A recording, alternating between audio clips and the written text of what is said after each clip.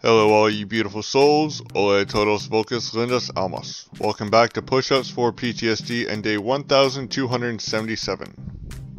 Today I'm going to talk about anxiety. It's the body's response to overwhelming and stressful situations that can cause you to feel your heart beating faster or your palms getting sweaty, and we won't even mention mom's spaghetti. These reactions are our body's natural responses to stress. The next part is recognizing the triggers. A few common triggers include a first day at a new job, meeting someone's family for the first time, or giving a presentation or public speaking. Just know that everyone has different triggers, and being able to identify what sets off your anxiety is one of the most important steps to coping and managing your attacks.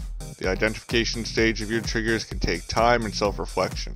Until then, here are a few tips to hopefully help calm or prevent your anxiety from taking over. Some of these tips have been mentioned before for dealing with stress or helping others with PTSD, and seeing them here just helps reconfirm that they can be beneficial. These first 5 methods are ways to quickly deal with your anxiety.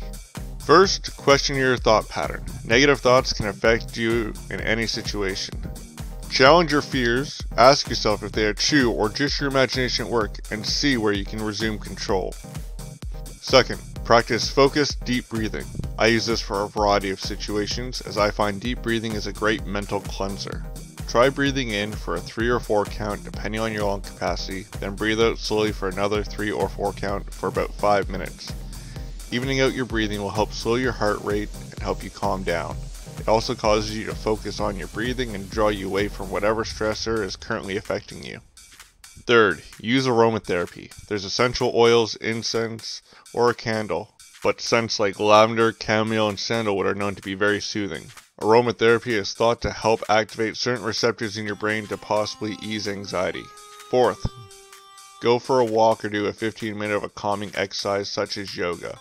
Walking away from the situation might be the best way to stop anxious thoughts and let your brain work out and relieve your anxiety. Fifth tip, write down your thoughts. Writing down your triggers can get it out of your head and make it easier to move through.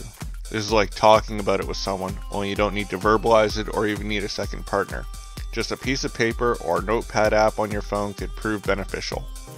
These 5 tips are beneficial for those who experience sporadic anxiety. They can help for those with generalized anxiety disorder, but if you have GAD, you'll need to find long-term strategies as well. Now that I've spoken about quick strategies, here are 6 long-term strategies for coping with anxiety. The first tip is what I mentioned before, learning to identify and manage your triggers.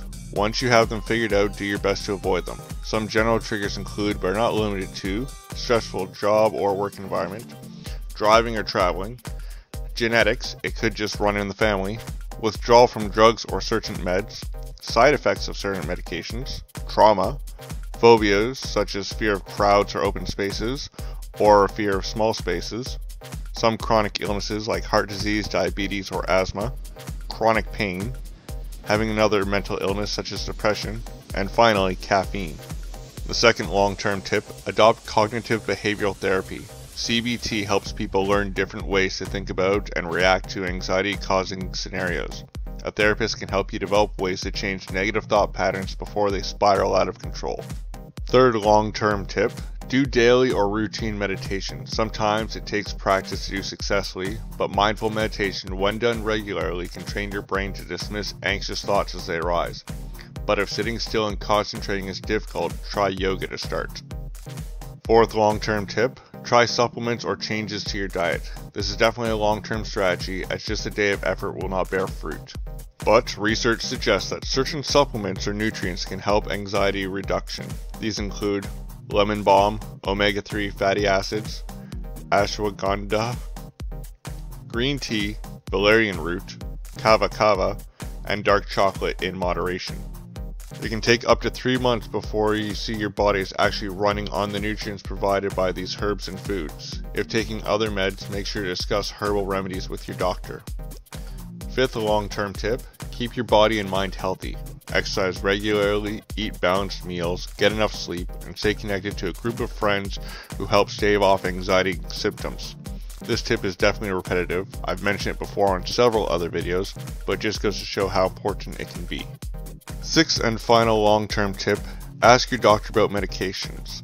If your anxiety is severe enough that your doctor believes you'll benefit from medications, there are a number of routes to go depending on your symptoms. Discuss any and all concerns with your doctor. I hope you'll find these tips helpful and that you'll have a great Wednesday. Take care of yourselves and thank you for surviving.